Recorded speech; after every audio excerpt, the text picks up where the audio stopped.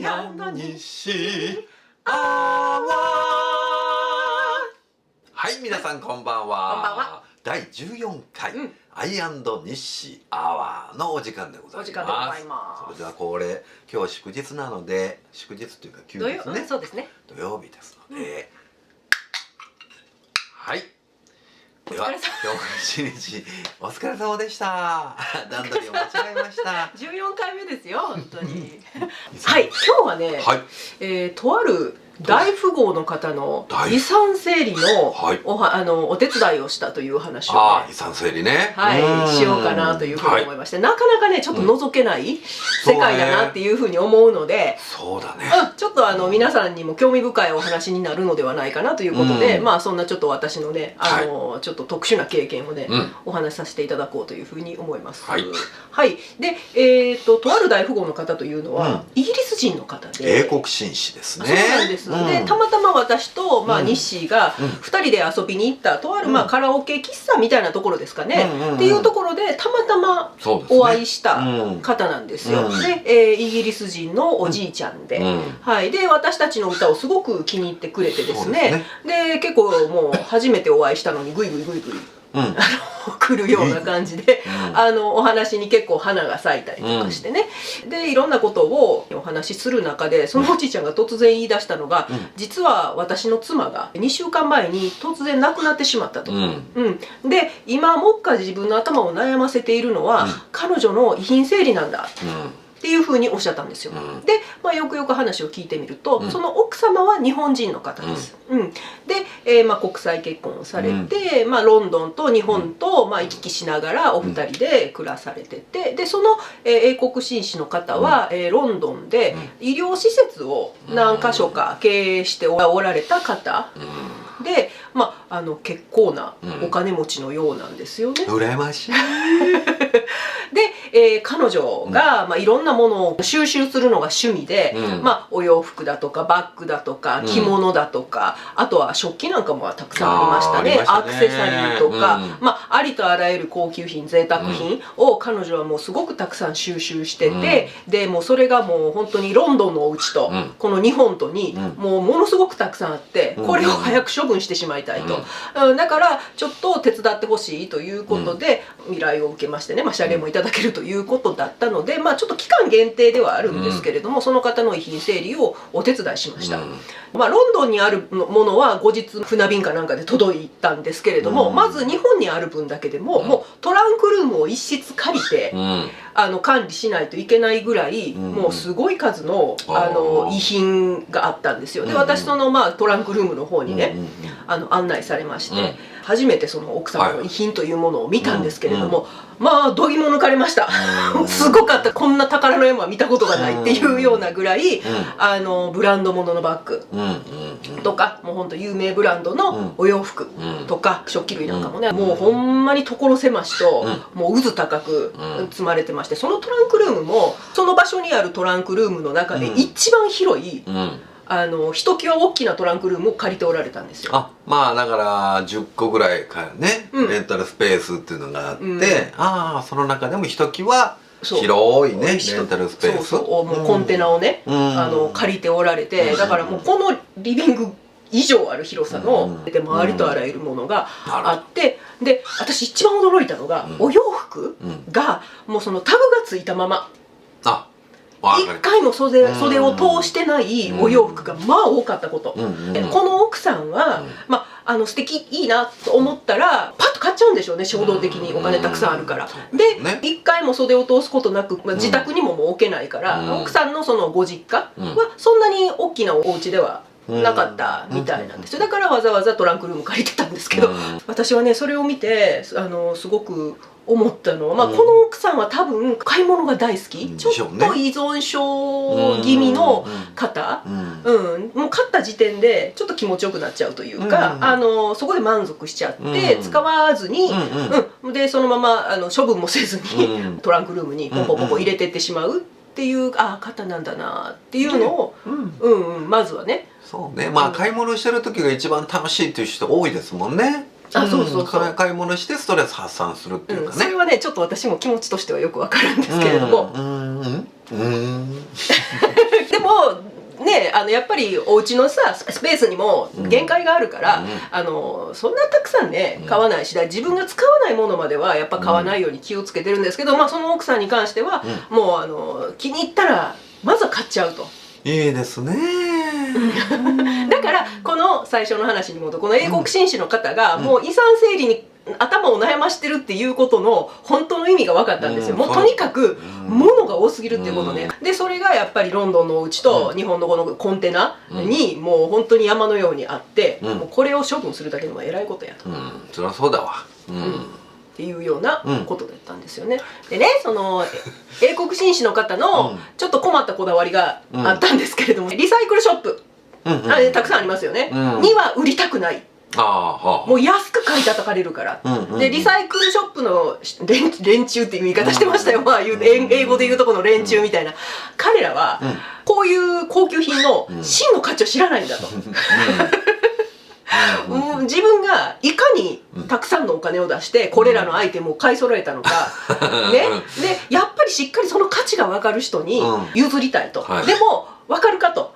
決して私はお金の話はしていないんだと。たくさんお金が欲しくて言ってるんじゃなくって、やっぱりその物の価値の分からない連中に買い叩かれるのが自分我慢ならないんだ。っていうふうに言われて、で私がお手伝いしてたのは、そういった奥様の遺品を、ネットオークションとかを使って売るっていうことを、ちょっとしばらくの間、させていただいてました。はい、ただね、売ってたものの代表的なのがお洋服とバッグだったんですけれども、これ2つともね結構難航しまして。そのお話なんですけれども、なんでそんなにね高級品が売るのに苦労したのっていうお話なんですけど、まずお洋服です。お洋服に関して言えば、確かに新品でタグ付きのものだったりするんですけれども、よくよく見ると結構もう20年以上前の、もう私も多分もうだいぶ娘の頃に、こんなん流行っとったわっていうようなお洋服だったりするんです。だからやっぱり型が古くって、今と比べるとやっぱ機能面で落ちるんですよ。着てて重いとかシルエットがやっぱ古臭いとかっていうのがあって、もうねどんなに高級な素材でできてて有名なブランドのものであっても、今着るともう時代遅れ感半端ないっていうお洋服すごい多かったんですよ。だからそんなにね価値がつかなかったっていうのと、特にコートとかウールものですよね、なんかは一回も袖通してないのに、もったいないね。そうでずっとトランクルームに入れてたもんだから、虫が食っちゃって。そういうところではもうね、売れないでしょうね。売れないっていうものも結構数多くありました。でね、そのお洋服は売るにはちょっと微妙っていうやつは私にくださったりしてたんですよ。もらった時はすっごい嬉しくて、で結構ね山のように持って帰ったりしてたでしょ、私ね。けれども今ねほとんどもう手元に残ってないです。やっぱり型が古いとか、なんか難があったりとかして、あとは好みに合わないっていうこともあったりして、ほとんど処分しましたね。あれいただいたお洋服ね。やっぱりね、時の経過とともに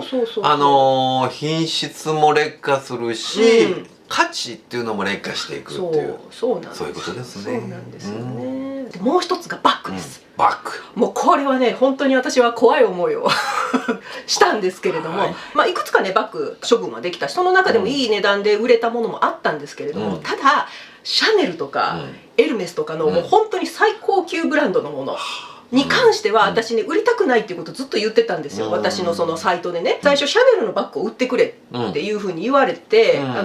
依頼を受けたんですけれども、ちょっと最初はごめんなさいって言ってたんですよ。なんでかっていうとやっぱり本物かどうかっていうところの証明が難しかったから、それはできればちゃんとした質屋さんというか、鑑定した上で買い取ってくれるようなところに売ってほしいっていうんで、やっぱり本物かどうかっていうことが証明できない以上、私はちょっと売るのが怖いですって、いやこれは本物だと思いますよって言ってね、その方に言ってたんですけれども、けれどもやっぱりネットでご覧になられてる方たちが何をもってこれを本物だと判断するんだって言われた時に、鑑定書だとかね、購入した店舗のそういうなんて購入証明みたいなものがないので、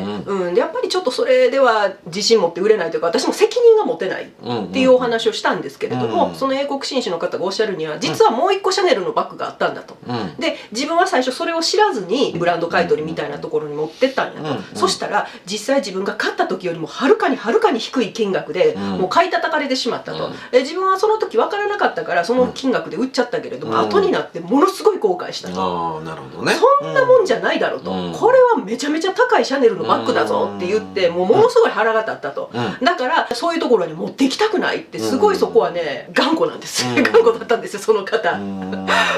あ分からんでもないけどね。まあね、だからバカバカしい金額がつくんでしょうね。何十万ってやっぱりね。100万ですよ。何百万になるんかな、そのバッグは。それがやっぱりものすごくね、安い金額で買い叩かれるっていうのは、まあ我慢ならんっていう気持ちは分からんでもないんですけれども、どうしても譲ってくださらないもんだから、まあ一回やってみようということで、ポンと出してみました。そのシャネルのバッグをネットオークションに出してみたら、もうね即通報されたんですよ。そうそうそう、これは偽物やって言われてね。でそのことをちゃんとその英国紳士の方にお話をして、でやっぱり鑑定書をつけるっていうところでやっとそこでご納得いただけて、私が通報を受けたことでね。でまあ一回ちょっと取り下げて鑑定書っていうのをまあ一応もらったんですけれども、その鑑定書っていうのも別にそのシャネルからもらえる鑑定書じゃなくて、そういうところに頼めないですからね。いわゆるグッチとシャネルだったかなの専門の古物商みたいなところがあって、そういうところに指定された場所の写真だけ送って、で心眼鑑定してもらうっていうタイプのものだったんですよ。でまあそこから本物ですっていう証明書みたいなのもらったんですけど、それはあくまでまあプロの目線から見て本物でしょうねっていうことをまあ記している書類であって、要はその正規のものとは異なりますから、本物であるという鑑定書ではありませんみたいな、なんかよく分からへんもんだったんです。やっぱり中途半端なんですよね、